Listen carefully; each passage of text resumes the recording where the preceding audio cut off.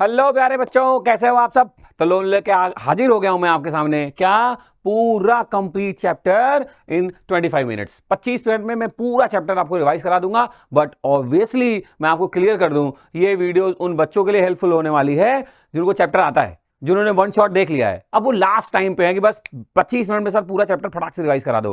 तो मैं पहले ही बता दे रहा हूं, अगर आप उस लायक हैं तो वीडियोस में आगे बढ़िए, वरना आपको समझ में तो आने ही वाला है, मजा डबल आने वाला है। ठीक है, चलो जब फटाफट शुरू करते हैं।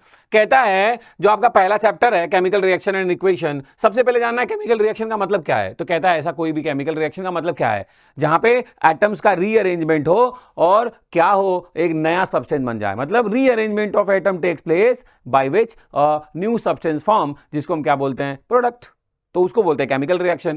कहता है कि जो भी केमिकल चेंजेस है वो दो तरीके से हो सकते हैं, फिजिकल भी हो सकते हैं, केमिकल भी। जैसे जो आइस है वो वाटर में कन्वर्ट हो जाए, फिजिकल चेंज। लेकिन मैं बोलूं H2 और O2 मिलकर क्या बना ले, H2O, H2 और Cl2 मिलकर क्या बना ले, HCl। ये क्या है, केमिकल चेंज। ये क्या है, केमिकल चेंज। सबसे बेसिक डिफरेंस बता रहा हूं, सबसे बेसिक डिफरेंस। जिस भी रिएक्शन में, जिस भी चेंज में, चेंज के बाद कोई नया सब्सटेंस बन जाए, वो है केमिकल चेंज। जिसमें नया ना बने, फिजिकल। एक लाइन में क्लियर हो जाओ। कोई भी एग्जांपल आपके सामने हो, आप फट से मैच कर सकते हैं कि आफ्टर द चेंज अगर कोई नया कंपाउंड बन गया, that means the change is chemical. और अगर कोई नया नहीं बना, सेम है। जैसे आइस पहले H2O फॉर्मूला होता है, वाटर का फॉर्मूला H2O होता है, सेम तो है।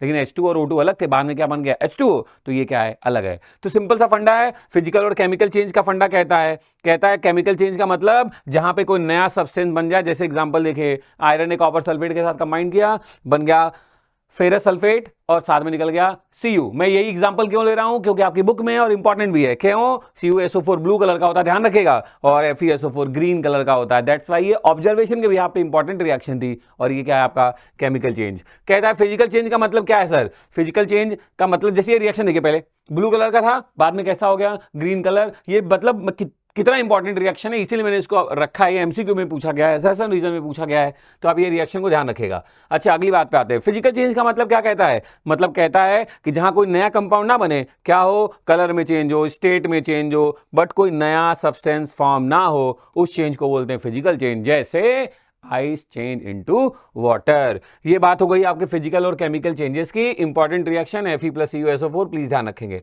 कह रहा है जब भी केमिकल चेंजेस होंगे तो कुछ ऑब्जर्वेशन होंगे, जिनको बोलता है कैरेक्टरिस्टिक्स के नाम से पूछता है। तो प्यारे बच्चों, जब भी कोई केमिकल चेंजेस होगा, फिजिकल नहीं, मैं केमिकल बोल रहा हूं, जब भी केमिकल चेंजेस होंगे तो आपको कुछ ऑब्जर्वेशन मिलेंगे। क्या क्या मिलेंगे, जैसे हो सकता है कोई गैस निकल रही हो।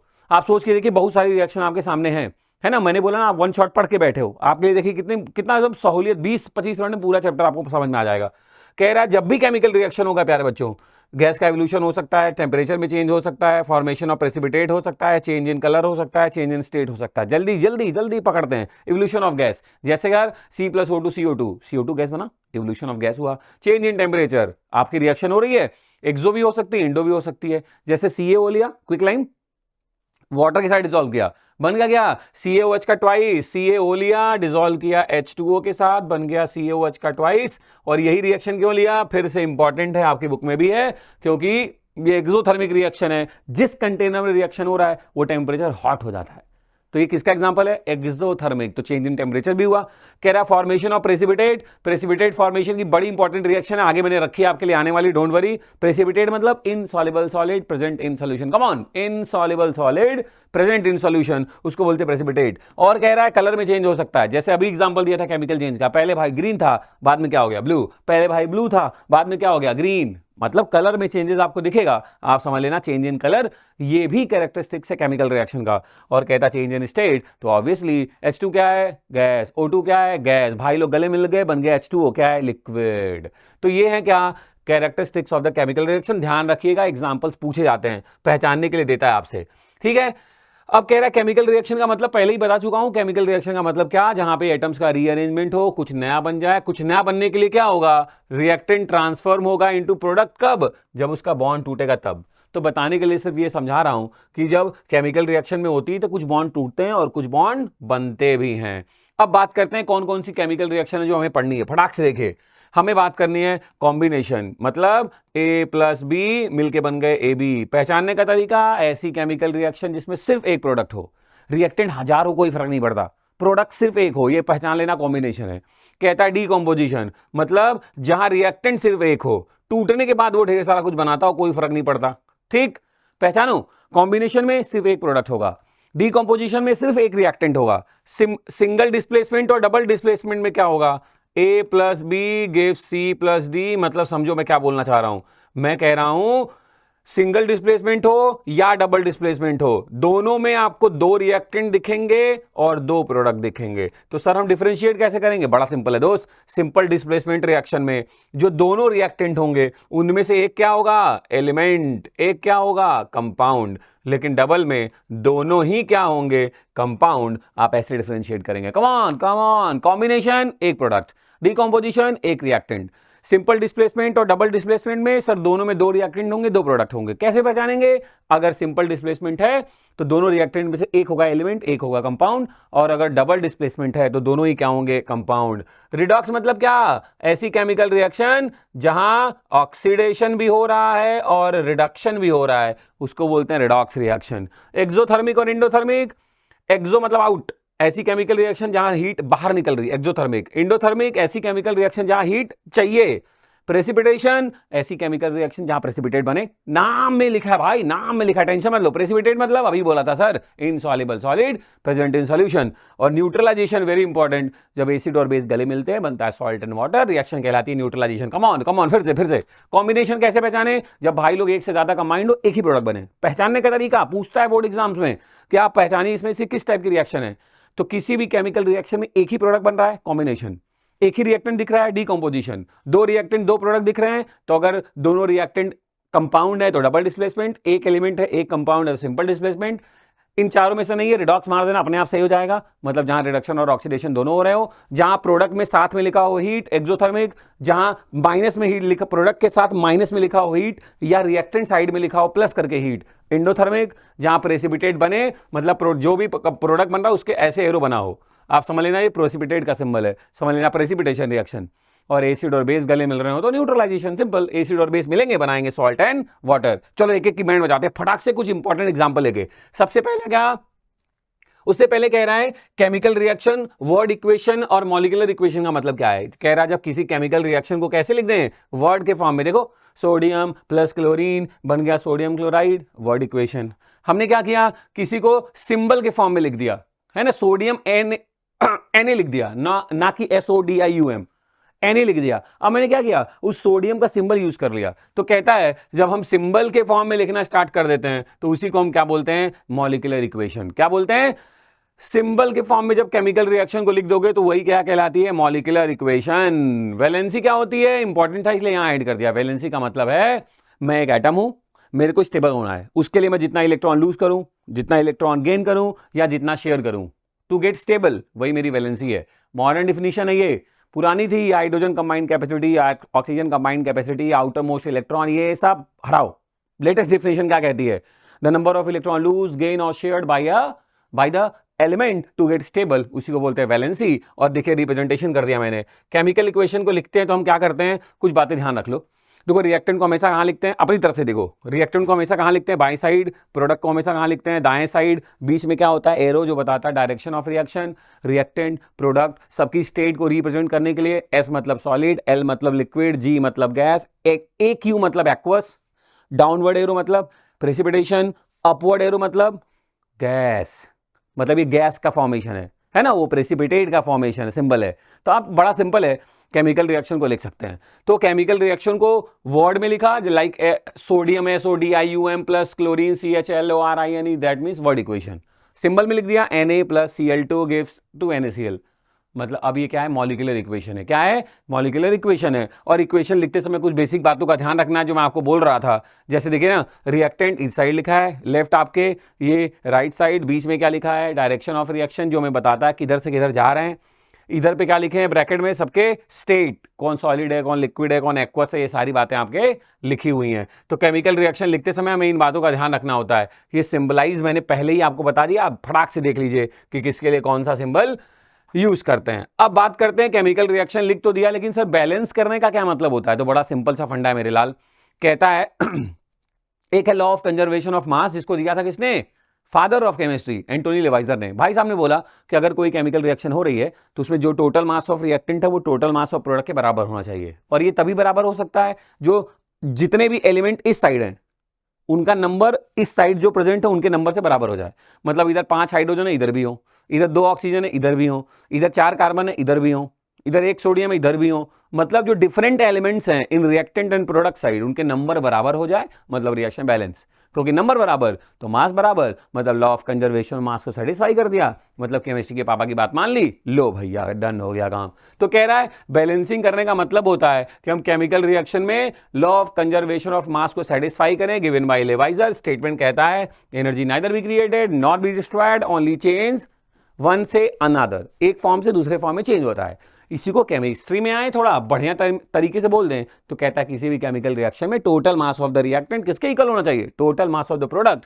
इसीलिए हम क्या करते हैं, केमिकल रिएक्शन को बैलेंस करते हैं। ठीक, एग्जांपल के तौर पे आपको पता है, इधर देखिए, जैसे मैंने कहा जैसे मैंने लिखा क्या, H2 + O2 gives H2O, क्या ये बैलेंस है सर? बड़ा सिंपल है, इधर हाइड्रोजन 2 है इधर हाइड्रोजन 2 है, इधर ऑक्सीजन 2 है इधर ऑक्सीजन एक ही तो है, कहां बैलेंस है भाई? अभी तो मैंने बोला डिफरेंट एलिमेंट्स के नंबर को बराबर करना है दोनों साइड, मतलब ये अनबैलेंस है, मतलब स्केलेटल इक्वेशन है। बॉडी विदाउट स्किन क्या है, स्केलेटल। रिएक्शन में विदाउट बैलेंसिंग क्या है, स्केलेटल। ठीक, इसको बैलेंस करना हो तो क्या करना है, इसके लिए मेथड है, उस मेथड का नाम है हिट एंड ट्रायल मेथड। तुक्का मारो, कोई नंबर लिखो, इनके पहले किसी नंबर को लिख के चेक करना है कि ये बराबर हो पा रहे हैं कि नहीं। तो जैसे ही आप यहाँ 2 लिखते हो यहाँ 2 लिखते हो, रिएक्शन अब बैलेंस हो जाती है। देखिए हाइड्रोजन कितना 4, हाइड्रोजन कितना 4, ऑक्सीजन कितना 2, अब 2 का मल्टीप्लाई इन दोनों के पहले है भाई, तो ऑक्सीजन कितना 2, रिएक्शन बैलेंस। इसी मेथड का नाम है हिट एंड ट्रायल मेथड। तो केमिकल रिएक्शन को बैलेंस क्यों करें, to satisfy the law of conservation of mass. कैसे करें, हिट एंड ट्रायल मेथड से। उसका मतलब क्या है, दोनों side number of different elements के जो एटम है उनको क्या करना है, बराबर। क्या करना है, बराबर। जितना मैंने ज्ञान बोला यही बात लिखी है, आपको ऑलरेडी पता है, सो डोंट वरी, मतलब आपको पता है, टेंशन लेने की जरूरत नहीं है। चलिए एग्जांपल में देख लीजिए, पहले एक रिएक्शन लिखी थी वो अनबैलेंस है। सर कैसे पता अनबैलेंस है, जिंक इधर 1 है इधर 1 है, हाइड्रोजन इधर 1 है और इधर तो 2 है, क्लोरीन इधर 1 है इधर क्या है 2 है, अनबैलेंस है। क्या करें, ऐसा कुछ फॉर्मूले में कुछ ये नहीं कर सकते, हमेशा फॉर्मूले को लगा करो ब्रैकेट, इसके पहले कुछ ऐसा लिख दो जिससे बैलेंस हो जाए। तो दोस्त जैसे मैं यहां लिखूंगा 2, देखो हाइड्रोजन अब उधर भी 2 हो गए, इधर भी, क्लोरीन उधर भी 2 हो गए और इधर भी, तो ये हो गई आपकी बैलेंस केमिकल इक्वेशन। ठीक है, मेथड का नाम hit and trial method, obviously you should know. आगे बढ़ते हैं, कॉम्बिनेशन रिएक्शन कैसे पहचानना है। सर ने बोला जब एक से ज्यादा रिएक्टेंट कंबाइंड हो और बनाए सिर्फ एक प्रोडक्ट। कुछ फेवरेट एग्जांपल लेता हूं, जैसे H2 + Cl2 2HCl, दूसरा 2CO + O2 2CO2, NHC + HCl NH4Cl। क्यों ऐसे मैंने 3 एग्जांपल अलग अलग टाइप के लिए, क्योंकि कॉम्बिनेशन अलग अलग तरीके से रिप्रेजेंट होती है। जब जो रिएक्टेंट है वो एलिमेंट है तो वो E + E टाइप हो गया। जब एक एलिमेंट है और एक कंपाउंड है, जब एक एलिमेंट है और एक कंपाउंड है तो मैं उसको क्या बोलता हूं दोस्त, E + C टाइप। देखो एक एलिमेंट है और एक क्या है, कंपाउंड।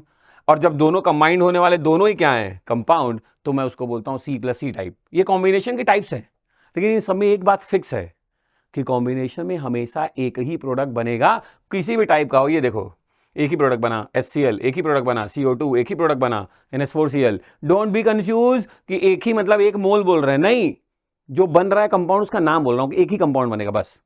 मोल्स कितना भी हो सकता है उससे कोई फर्क नहीं है, वो तो बैलेंसिंग वाले है ना। मैं कंपाउंड बोल रहा हूं, एक ही कंपाउंड बनेगा, एक मोल मत समझ लेना। ठीक है, तो ये था बात किसकी, कॉम्बिनेशन की। दूसरा एग्जांपल फिर से फेवरेट, क्विक लाइम, चूना जब लेते हैं उसको डिसॉल्व करते हैं पानी में, बन जाता है स्लेक्ड लाइम, चूने का पानी। यही एग्जांपल मैं थोड़ी देर पहले बता भी रहा था, स्लेक्ड लाइम। और जिस भी कंटेनर में ये रिएक्शन हो रही है वो कंटेनर हो जाएगा हॉट, आप लोग की तरह एक्सोथर्मिक रिएक्शन, ध्यान रखिएगा। आगे बढ़ता हूं, डीकंपोजिशन कैसे पहचानते हैं, जिसमें सिर्फ एक ही रिएक्टेंट हो और तोड़ दिया जाए, एक से ज्यादा बन जाए, अपने आप तो टूटेगा नहीं दोस्त। तो तोड़ने के लिए हमें क्या चाहिए, पहले तो रिएक्शन पहचान लीजिए जिसमें एक सिंगल रिएक्टेंट ब्रेकडाउन होता है एक से ज्यादा प्रोडक्ट में, उसको बोलते हैं डीकंपोजिशन रिएक्शन। और ये अपने आप तो टूटेगा नहीं, तो इसलिए इसको फर्दर डिवाइड किया गया 3 पार्ट में। कौन कौन सा, पहला कहता है थर्मल डीकंपोजिशन, हम तोड़ रहे हैं बट किसके प्रेजेंस में, हीट के प्रेजेंस में। ठीक, ये एग्जांपल देखे, मेरे पास था मर्क्यूरी का ऑक्साइड HgO, भाई साहब को हमने हीट में तोड़ दिया, ये Hg अलग हो गया, O2 अलग हो गया। ध्यान से देखिए, पहले थे मर्क्यूरी का ऑक्साइड, हीट करने पे ब्रेक डाउन हो गए, मर्क्यूरी अलग हो गया और ऑक्साइड अलग हो गया। मर्क्यूरी रेड कलर का है ना, रेड कलर का मर्क्यूरी क्या हो गया, डिपॉजिट हो गया। ठीक है, सिंपल है। दूसरा कह रहा है हम लाइट के प्रेजेंस में भी तोड़ सकते हैं, तो उसको क्या बोलते हैं, photolytic, photon, light, photolytic decomposition, उसका एग्जाम्पल क्या है? आपके पास है H2O2, आप उसको सनलाइट के प्रेजेंस में रख दो, ये आपका H2O2, आप उसको सनलाइट के प्रेजेंस में रख दो, वो टूट जाएगा H2 में और O2 में, बैलेंस कर लेना, सिंपल, ठीक, वो टूट जाएगा H2O में और O2 में, नॉट H2O2, H2O में और O2 में इन प्रेजेंस ऑफ सनलाइट। ये एग्जांपल क्या है? Photolytic decomposition. और अगर यही काम मैं लूं H2O और यहां पे बिजली रानी इलेक्ट्रिसिटी रख दूं, अब ये टूटेगा H2 प्लस O2 में, प्लीज बैलेंस कर लेना। तो ये कहलाता है इलेक्ट्रोलिटिक डिकम्पोजिशन। कहने का मतलब क्या? पूरा डिकम्पोजिशन तीन लोगों के प्रेजेंस में हो सकता है, हीट के प्रेजेंस में थर्मल डिकम्पोजिशन, इलेक्ट्रिसिटी के प्रेजेंस में इलेक्ट्रोलिटिकल डिकम्पोजिशन, लाइट के प्रेजेंस में फोटोलिटिक डिकम्पोजिशन। ठीक, ये क्या थे आपके डिकम्पोजिशन के टाइप्स? कुछ मैं एग्जांपल बोल रहा हूं, फटाक से राइट डाउन करिए कॉपी में, इंपॉर्टेंट रहेंगे। लेड नाइट्रेट का डिकम्पोजिशन, कॉपर नाइट्रेट का डिकम्पोजिशन, कैल्शियम कार्बोनेट का डिकम्पोजिशन, सिल्वर के हैलाइड्स का डिकम्पोजिशन और हाइड्रोजन के आयोडाइड्स का डिकम्पोजिशन। इनके अलावा ये इंपॉर्टेंट रिएक्शन है, प्लीज राइट डाउन। आगे बढ़ता हूं, अगला कह रहा है दोस्त डिस्प्लेसमेंट रिएक्शन। सर ने बोल तो दिया एक एलिमेंट होगा, एक कंपाउंड होगा, अगर दोनों देखो, दो रिएक्टेंट होंगे R1 प्लस R2, दो प्रोडक्ट भी होंगे P1 प्लस P2, दोनों रिएक्टेंट की कहानी है कि एक उसमें से एलिमेंट होगा, एक उसमें से कंपाउंड होगा। तो ऐसी रिएक्शन क्या है? डिस्प्लेसमेंट, या इसी को बोलते हैं प्यारे बच्चों सिंगल डिस्प्लेसमेंट। और ये कैसे डिस्प्लेस कर रहा है ये आपको भी पता है, 25 मिनट में इतनी डीपली बात नहीं बता सकता, बस एक लाइन में बोल रहा हूं। दोनों जो रिएक्शन है ना, डिस्प्लेसमेंट और डबल डिस्प्लेसमेंट, ये टोटली बेस्ड है किसके ऊपर? Metal reactivity series. जो मेटल रिएक्टिविटी सीरीज में ऊपर एलिमेंट है, मतलब ज्यादा रिएक्टिव है, वो कॉम वालों को एक घंटा मार के भगा सकता है, मतलब डिस्प्लेस कर सकता है फ्रॉम देयर कंपाउंड। बस यही है सिर्फ डिस्प्लेसमेंट और डबल डिस्प्लेसमेंट के पीछे की कहानी। तो रिएक्शन मतलब क्या? पहचानना सिखा दिया, हाईली रिएक्टिव लेस वाले को डिस्प्लेस करता है, अंडरस्टूड है, सर ने कंफर्म कर दिया। एग्जांपल्स देख लीजिए, Zn और CuSO4 में आए, जिंक वाले भैया ने कॉपर वाले भैया को हटा दिया, क्यों? क्योंकि जिंक मेटल रिएक्टिविटी सीरीज में ऊपर है, बना लिया ZnSO4, कॉपर अलग हो गया। वैसे ही कॉपर भैया ने AgNO3 के साथ रिएक्ट किया, अब Ag के ऊपर कॉपर आता है मेटल रिएक्टिविटी सीरीज में, उसने उनको हटा दिया, अपना नाइट्रेट बना लिया, फिर Ag। तो आप बड़ा सिंपल है, पहचान सकते हैं। देखिए, दो रिएक्टेंट, दो प्रोडक्ट, दोनों रिएक्टेंट में से एक क्या है? एलिमेंट, एक क्या है? कंपाउंड। एक क्या है? एलिमेंट, एक क्या है? कंपाउंड। बड़ा सिंपल तरीका है पहचानने का, ठीक है। डबल डिस्प्लेसमेंट रिएक्शन क्या कहती है? डबल डिस्प्लेसमेंट रिएक्शन में ध्यान से समझिए क्या, एक रिएक्शन मैंने लिखा, देखिए एक और दो रिएक्टेंट, एक और दो प्रोडक्ट, लेकिन अब जो दोनों रिएक्टेंट है, ध्यान से देखिए, ये भी कंपाउंड है और ये भी कंपाउंड है ना। इसमें भी हाईली रिएक्टिव एलिमेंट डिस्प्लेस करता है लेस रिएक्टिव एलिमेंट को, बस सेम कहानी वही है। इसमें मेन और थोड़ा सा ध्यान देंगे तो दिखेगा Ag पे प्लस, NO3 पे माइनस, K पे प्लस, Cl पे माइनस, आयन एक्सचेंज हो गए। इस Ag ने अपने माइनस को छोड़ के इन भाई साहब के माइनस के साथ कंबाइन कर लिया, बना लिया AgCl, है ना। K वाले भैया ने अपना Cl छोड़ा और इनके माइनस के साथ NO3 के साथ आ गए, बना लिए KNO3। तो डबल डिस्प्लेसमेंट में दो बातें, more reactive element displace less reactive element, position of two element get disturb, double दो लोग डिस्प्लेस हो रहे हैं, डिस्टर्ब हो रहे हैं। एंड तीसरा, exchange of ion takes place. क्या? Exchange of ions takes place. ये आपके सामने कर दिया मैंने, एग्जांपल देख लीजिए फिर से। दो रिएक्टेंट, दो कंपाउंड, दोनों रिएक्टेंट क्या है? दोनों रिएक्टेंट क्या है? कंपाउंड। दो रिएक्टेंट है, दो प्रोडक्ट है, और दोनों रिएक्टेंट क्या है? कंपाउंड है। ये कौन सी रिएक्शन है? Double displacement. और यही डबल डिस्प्लेसमेंट रिएक्शन जिसमें इनसॉल्युबल सॉलिड बन जाए, ये देखिए, जिसमें क्या बन जाए? इनसॉल्युबल सॉलिड, उसको बोलते हैं प्रेसिपिटेशन। मतलब प्रेसिपिटेशन हो जाए या न्यूट्रलाइजेशन, दोनों ही डबल डिस्प्लेसमेंट रिएक्शन के ही टाइप हैं एक तरीके से, ठीक है। तो डबल डिस्प्लेसमेंट आपके सामने लिखी होगी, अब उसमें अगर प्रेसिपिटेट बन रहा है तो आप बोल देना प्रेसिपिटेशन है। अगर दोनों रिएक्टेंट कंपाउंड हो और हो क्या? एसिड और बेस, तो बोल देना न्यूट्रलाइजेशन है। लो भैया, हो गया काम आपका, ठीक। ये था कहानी किसकी? डबल डिस्प्लेसमेंट की। एक इंपॉर्टेंट रिएक्शन है, फटाक से देख लीजिए ऑब्जर्वेशन के साथ। ये देखिए, ये कौन सी रिएक्शन है? यही वाली जो मैंने अभी आपको बताया कि AgNO3 में क्या ऐड कर दिया गया? KCl, तो वो बन गया AgCl प्लस KNO3। ये उसका एग्जांपल नहीं था, वो पोटेशियम आयोडाइड वाला एग्जांपल है। ये एक रिएक्शन है आपके सामने, ये वाली रिएक्शन है ना। हमने क्या लिया? लेड नाइट्रेट का सोल्यूशन, उसमें क्या मिला दिया? Potassium iodide. क्या मिला दिया? Potassium iodide. अब वो बन गया KNO3 और लेड आयोडाइड। यही देख बेटा, येलो कलर का PPT है, ये देखो, यही आपका क्या है? येलो कलर का PPT है। ये रिएक्शन इंपॉर्टेंट है, इसलिए इसको फर्दर ऐड भी कर दिया कि थोड़ा बेटर आप समझ पाए, ठीक है। ये रिएक्शन स्पेशली याद रखेगा, प्रेसिपिटेट के कलर के बेसिस पे भी याद रखना जरूरी है आपको, ठीक। आगे बढ़ रहा हूं, इंपॉर्टेंट रिएक्शन है चैंपियन, ध्यान रखना। अगला कह रहा है रिडॉक्स रिएक्शन, नाम से ही लग रहा है, कह रहा है ऐसी रिएक्शन जिसमें रिडक्शन भी हो और ऑक्स मतलब ऑक्सीडेशन भी हो, उस केमिकल रिएक्शन को बोलते हैं रिडॉक्स रिएक्शन। क्या बोलते हैं? रिडॉक्स रिएक्शन, जिसमें रिडक्शन भी हो ऑक्सीडेशन भी हो, कम ऑन, उसको बोलते हैं रिडॉक्स रिएक्शन। ठीक, कैसे बताना? डिफिनेशन तो क्लियर ही है, the chemical reaction in which oxidation and reduction both takes place simultaneously. एक लाइन पे आते हैं जल्दी से। देखो, पुराना कॉन्सेप्ट कहता था ऑक्सीजन को गले लगाना, हाइड्रोजन को रिमूव करना, इलेक्ट्रोनेगेटिव एलिमेंट को गले लगाना, इलेक्ट्रोपॉजिटिव को रिमूव करना इज नोन एज ऑक्सीडेशन। अरे ऑक्सीजन मतलब जिस पे नेगेटिव चार्ज है, तो दोनों बातें रिलेट कर दिया। फिर से सुनो कम ऑन। ऑक्सीजन को गले लगाना, हाइड्रोजन को रिमूव करना, इसी को दूसरे वर्ड में बोल रहा हूं। इलेक्ट्रोनेगेटिव एलिमेंट को गले लगाना, हाइड्रोजन को रिमूव करना, ये चारों बातें ऑक्सीडेशन है। इसका उल्टा कर दो रिडक्शन। ये था क्लासिकल ओल्ड कॉन्सेप्ट। नया कॉन्सेप्ट क्या कहता भाई साहब?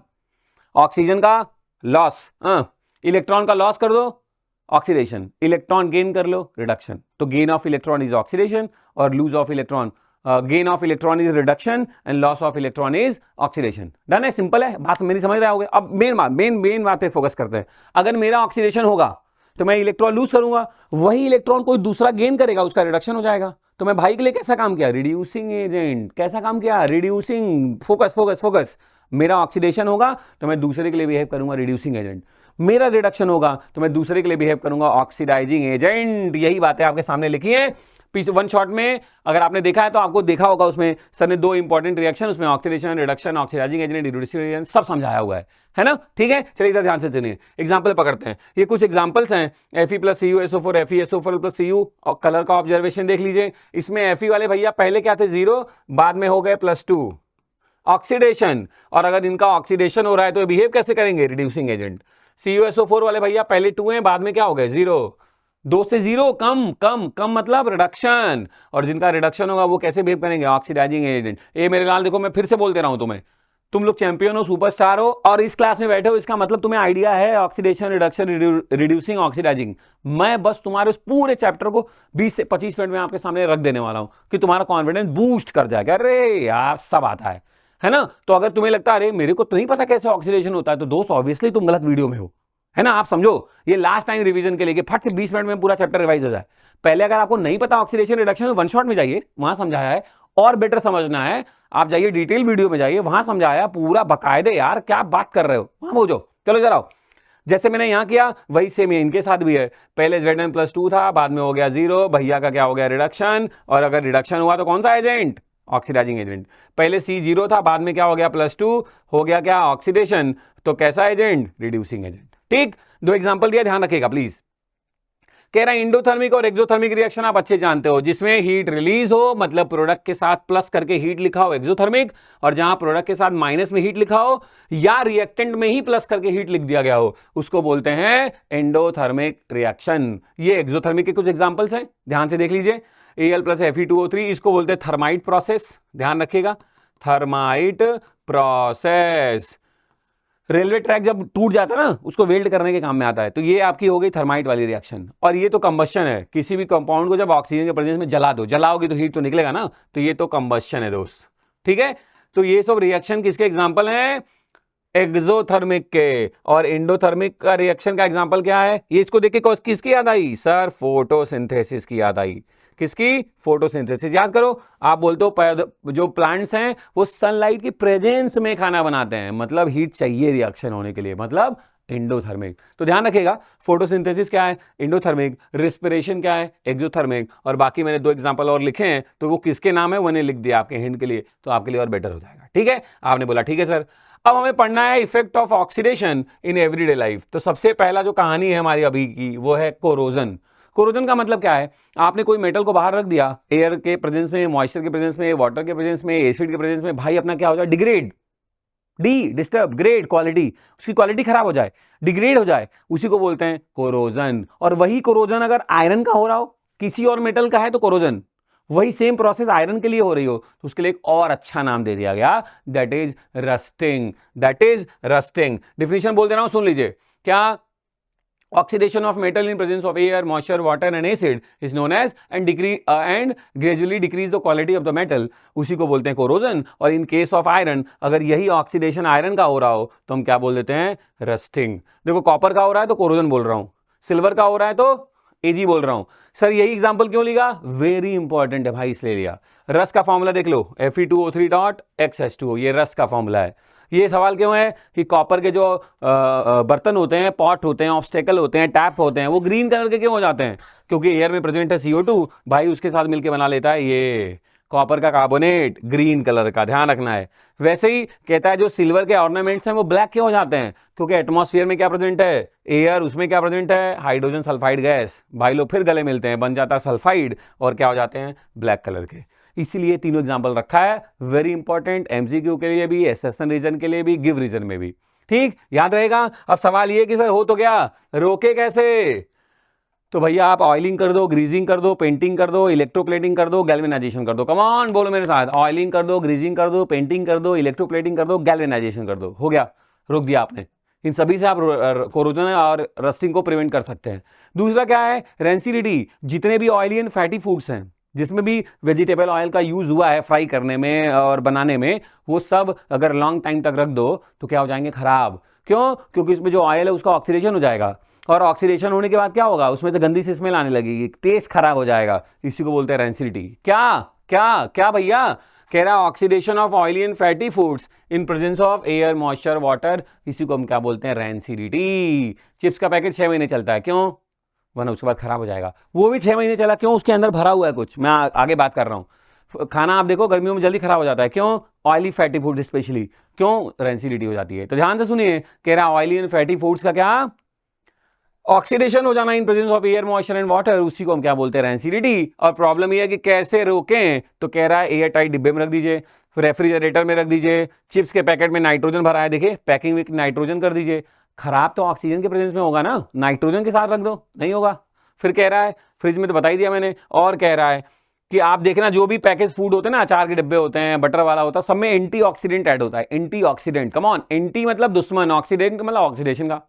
तो ऑक्सीडेशन को रोकने के लिए कुछ सब्सटेंस मिला दिए जाते हैं, जिससे थोड़ी मतलब जो समय है वो बढ़ जाए खराब होने का, कि ज्यादा समय बाद खराब होगा तो तब भी, तो उसी को मैं क्या बोल रहा हूं, और एंटीऑक्सीडेंट भी ऐड कर दिया जाए तो आप प्रोसेस ऑफ रेंसिडिटी को रोक सकते हैं। उम्मीद करता हूं मेरे लाल, मैंने पूरी कोशिश की कि आपके टाइम को बचाते हुए सुपर फास्ट स्पीड में तुम सुपरस्टार्स के लिए मैंने प्रेजेंट किया 20 से 25 मिनट में पहले चैप्टर का होल रिवीजन। फिर से बोल रहा हूं, अगर आपको लगता है कि सर बात तो समझ में आती है, कुछ लोगों को लग रहा होगा सर कुछ बातें मिसिंग है, प्लीज वन शॉट में जाइए या डिटेल वीडियो में जाइए, आपको मजा आ जाएगा, ये मेरी गारंटी है। क्योंकि केमिस्ट्री की समस्या हमारी समस्या, और आप 10th वाले बच्चों के साइंस की समस्या, EG5 की समस्या, तो वो निपटाते हैं दोस्त। मिलते हैं फिर से किसी और चैप्टर के वन शॉट में या किसी रिवीजन वीडियो में, तब तक तबाही मचाइए जीवन में, और अपना ख्याल रखिए, पेरेंट्स का ख्याल रखिए दोस्त। जय श्री राधे, खुदा हाफिज, अपना ख्याल रखिए, टेक केयर, बाय बाय।